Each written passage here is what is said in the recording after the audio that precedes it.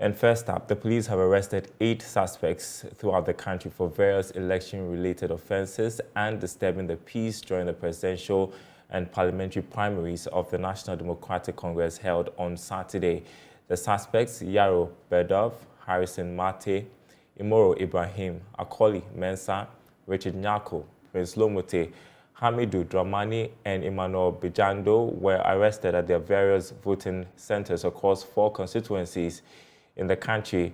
Specifically, suspect Daryl Kwawu was arrested during the elections at the Ningo Prampram constituency for taking a photograph of his ballot paper in a polling booth and also attempting to take photographs of the ballot of other voters, whilst Harrison Mate and Imoro Ibrahim were arrested for engaging themselves in an unlawful fight at a voting centre at the same constituency.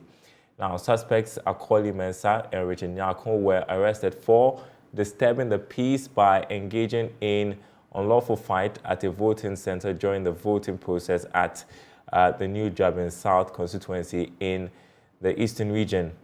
At the Mfantsman constituency in the Central region, suspect Prince Lomote was arrested at the voting centre for personation, whilst at a polling station in the Atebubu Amantin constituency in the Bono East region, suspects Hamidu Dramani and Emmanuel Bijando were arrested for causing violence. Now, a statement from the police said 5 of the suspects are currently on police inquiry bail, whilst the 3 others are also in custody assisting the ongoing police investigation. Meanwhile, the attention of the police has been drawn to a viral video in which Juliana Kinan Wasan, one of the parliamentary aspirants for the Ejura Seshedumasi constituency, is seen spraying money at a crowd during the elections at Ejura Seshedumasi in the Ashanti region. The police says a dedicated legal team is currently scrutinizing her conduct in the video to establish whether there are elements of election-related crime to warrant police intervention or otherwise. The police would like to assure the public of its commitment towards ensuring peace, security, law and order at all times. Now, newly elected flagbearer of the National Democratic Congress, John Mahama, is rallying the rank and file of his party to set their focus on helping the NDC lead the country out of the current abyss it finds itself in. Now, the former president garnered an impressive 297,603 votes, accounting for a staggering 98.9% of the valid votes cast at the just-ended primaries. His closest competitor, Kojo Bonsu, secured 3,181 votes out of the over 300,000 valid votes. He's calling for unity as he gets the nod to lead the party for the 2024 elections. Of the NDC was officially declared. I'm humbled by the overwhelming vote of confidence reposed in me by the party. I want to thank God for bringing the NDC this victory. Traversing the country for all these days, weeks and months without any fatalities can only be by God's special favor. My profound gratitude goes to the delegates of our party for their warm welcome, active engagement and participation during my tour. In your usual astute manner, you turned up in your numbers across the country to vote in our party's presidential and parliamentary primaries. I also want to thank Dr. Kwabena Dofo and Mr. Kojo Bonsu for their contest. My appreciation also goes to Mr. Enes Kobia, who pulled out to support me in this contest. Their taking part in this primary has cemented our party's enviable record as the most democratic political tradition in our dear country, Ghana. Let us disagree to agree, but let us keep our collective sights firmly on the supreme objective of the NDC, leading Ghana out of the current abyss in which we find our country. I also ask for cooperation amongst all our elected parliamentary candidates and their respective aspirants and supporters in all the constituencies across the country. Our party is the winner because there are no individual winners and losers in this intra-party contest. I want to thank my campaign and operational team for keeping their focus and delivering a clean campaign. I want to thank our donors and financiers for your support, and to thank the media for propagating our message, and all our religious and traditional leaders who prayed on our behalf for the peace and success we have achieved today. On Monday, at the University of Development Studies in Tamale, I will join a teeming number of the rank and file of the NDC and Ghanaians in general to deliver my formal acceptance speech. I'll see you in Tamale, and may God bless us all, and thank you for your kind attention.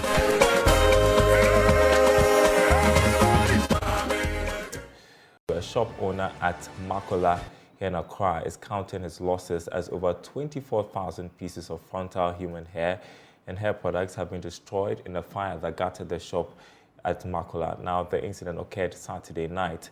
Managers of the shop, who are devastated, say they are waiting for an official report from the Ghana National Fire Service to ascertain the actual cause of the fire.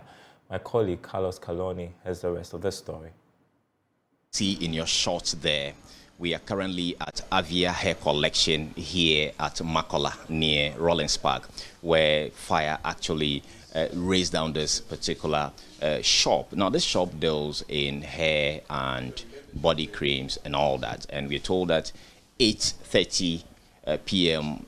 Yesterday, the place was gutted by fire, and as you can see from the ceiling, the fire actually caused a lot of havoc, and you can see the air conditioners and the wires hanging up there. And so this fire actually spread to other parts of the shop, and the ceilings have been badly damaged. We will be engaging with the manager of this facility to understand what might have caused this fire and what their next line of action is going to be. It's very unfortunate that it happened yesterday evening around between 8:30 to 9. I was called on my way home by my boss, so I have to return back.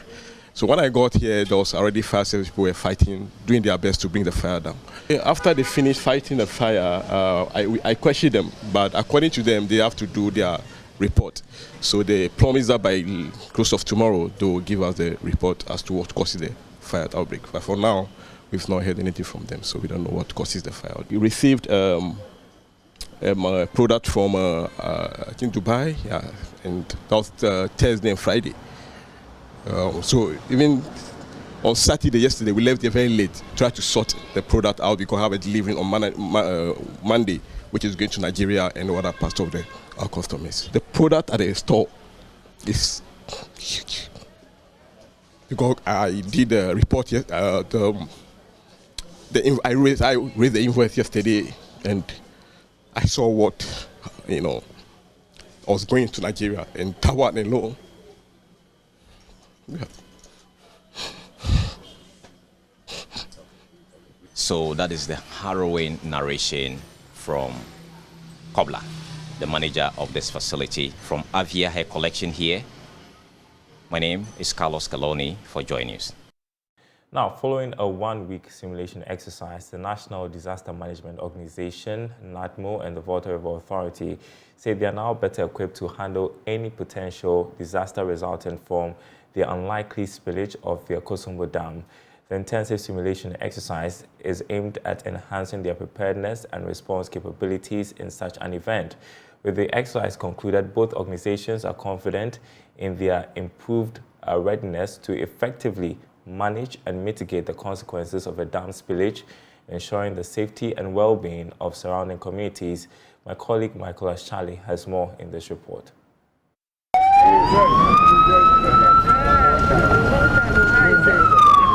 Sirens blaring at full amplitude, alerting residents of this community living near the Volta River of a possible danger. The Volta River Authority VRA has taken a difficult decision to open the gates of the Akosombo Dam, causing water levels in adjoining communities to rise quickly. At Atimpoku and Jijokopa, some residents flee their home for safety. Others caught in the disaster helplessly perch on trees. It's a cry for help. Moments before the disaster, The VRA and the National Disaster Management Organization NADMO sent a warning to authorities in communities most at risk, and quickly help is dispatched. Personnel from the Ghana National Fire Service carry the injured and the elderly to safety, while the Navy clears the waterways and rescues those caught off guard. The National Ambulance Service transfers those severely injured to the nearest health facility. Are your men there? At the Sujaman District Command Center, pressure is building on the emergency response team.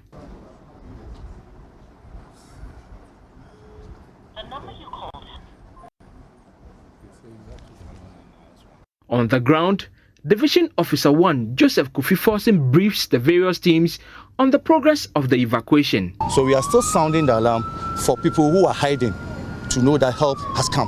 So they should all come out so that we can rescue them. That is what we are doing. We have also deployed the Navy boats. It is patrolling on the river to make sure that those who are swimming, I don't know where they are going, they will bring them back to the shore so that we evacuate them. And then again, the NADMO people are also assisting with the evacuation. So a lot of our officers are down there doing search and rescue at this moment. The Akosomo Dam contains millions of gallons of water. In an unlikely event that the dam exceeds its holding capacity, or worst case scenario, the force of the water cracks open the dam, it is expected that the communities downstream will flood and displace more than 300,000 individuals. Lives and properties may be lost. But this isn't a real emergency. It's a simulation exercise known as Dawohoso, designed to test the readiness of state agencies in the event of a dam spillage. The exercise, which is part of the Volta River Authority's Emergency Preparedness Plan, is taking place in communities most at risk in the unlikely event of a spill. The exercise was conducted simultaneously in the Esujaman, Adan, and Nofton assemblies. A National Emergency Operations Center was coordinating the situation.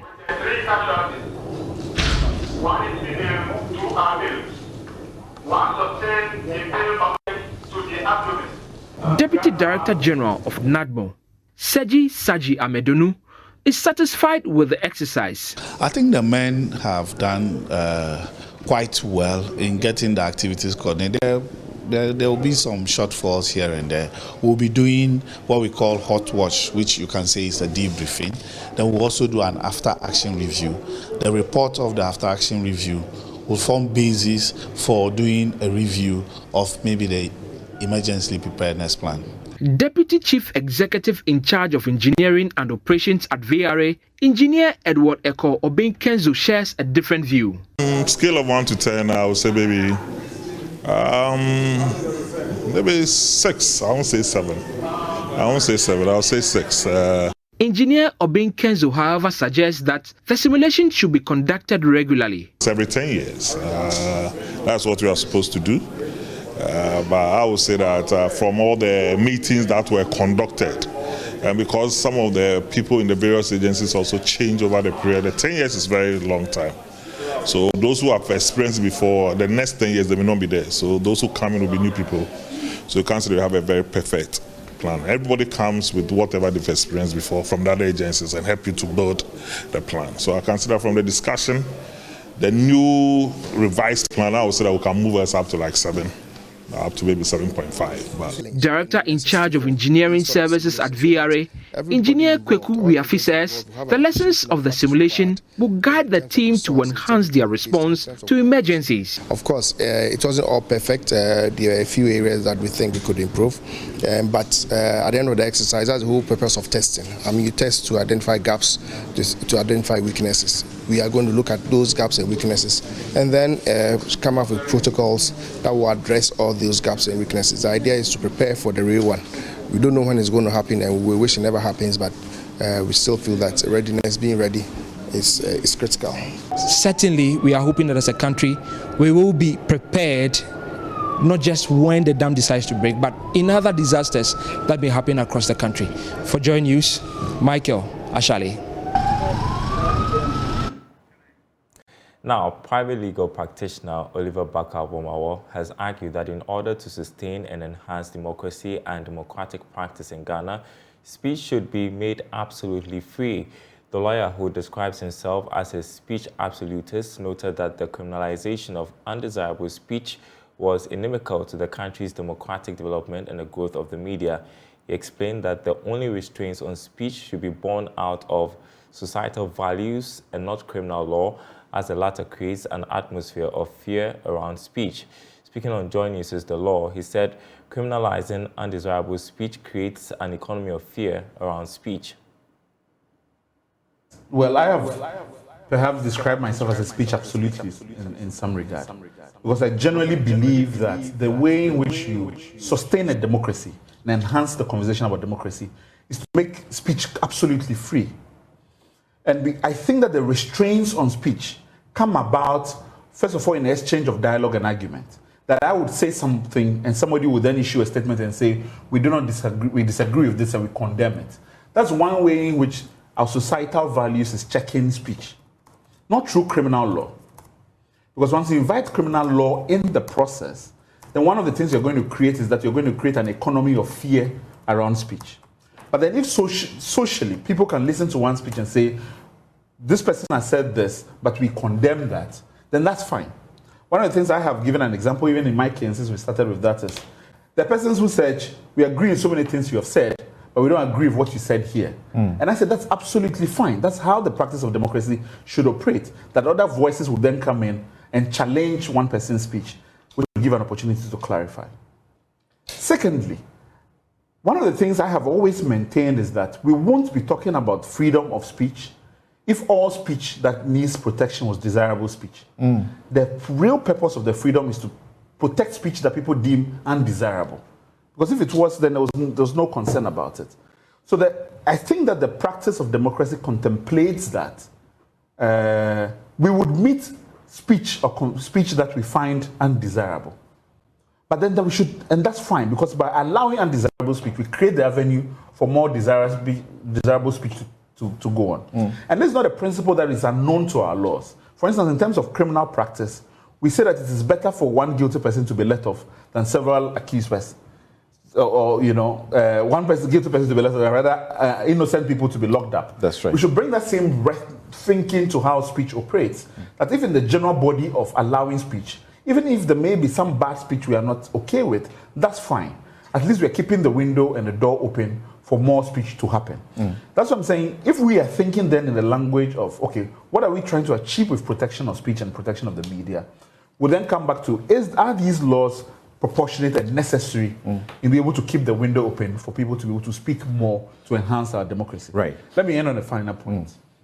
I think that culturally we are accepting of this because of how I can't translate democracy, which dissolves to speech rights. It's entirely an understanding that democracy is enhanced by exchange of speech and nothing else. Welcome back to the news. Some more politics for you. Delegates who voted during the NDC primaries to elect presidential and parliamentary candidates have retained most MPs to contest for members of parliament in the 2024 general elections in the Oti region. 2 out of 8 MPs, however, have lost their bid to represent the party. Former President John Mahama has also received massive endorsement with over 90% of votes cast across the region. Correspondent Peter Sonu has a wrap of events in the following report. Race to Parliament on the ticket of the NDC in the Oti region has seen 2 of 8 members of Parliament kicked out by delegates. In the Kratchi West constituency, Helen Intuso has been retained by delegates. Kratchi Inchumuru's Solomon Kuyon was also retained. In the Nkwantan North and South constituencies, Otibles and Geoffrey Kinney were also retained. However, there were 2 casualties in the region. Kratchi East constituencies Wisdom Gedisu and Biakuye's Abuaji Nyampon have been rejected by delegates. Biakuye constituency now has a female candidate, Jean-Marie Fomadi, and Nelson Kofi Jabab for Kratchi East. Fred Kwesi Agbanyu also won for the yet-to-be-created constituency for Guan. And one more candidate who won on the brinks is Kofi Adams for Boem constituency. He pulled 444 votes to win, a winning margin of just 11 votes. In the Akan constituency, where delegates have decided for years now to terminate MPs after one term in office, Engineer Yao Gomado broke the jinx, this time to contest for a second term.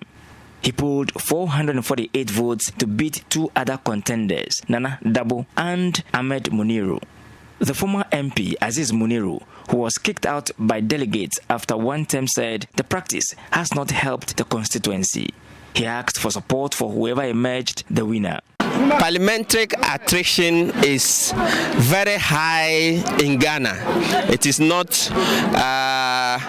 so much of a problem depending on the candidate being presented.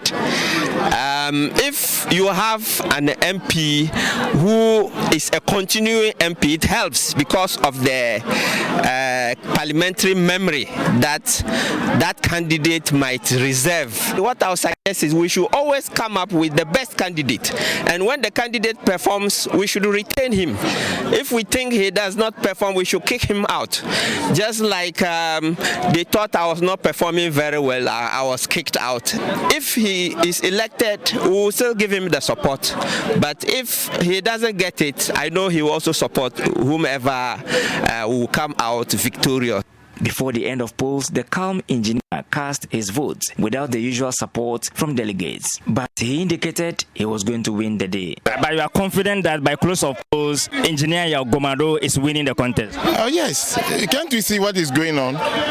During our campaign, it tells that I'm going to win. That's what I told you earlier on, that I know that I'm going to win this race. It did happen, and now calling on all to come on board to support the party for victory in the 2024 general elections. Let me take the opportunity to first of all thank the delegates. I appreciate them so much, and this decision taken must be respected. My other opponents, contestants, I want to take this opportunity to appeal to them to come forward so that we work together to win the 2024 election. It is not me, it is not anybody, but it is the party. This is democracy, and this is the voice of the delegate, which must be respected. Therefore, I'm inviting all of them to come to the floor so that we work towards victory. And that's Joy News Prime tonight. Thanks for watching, everyone. More news on our website, myjoyonline.com. My name is Daryl Kwawu. Thanks for watching.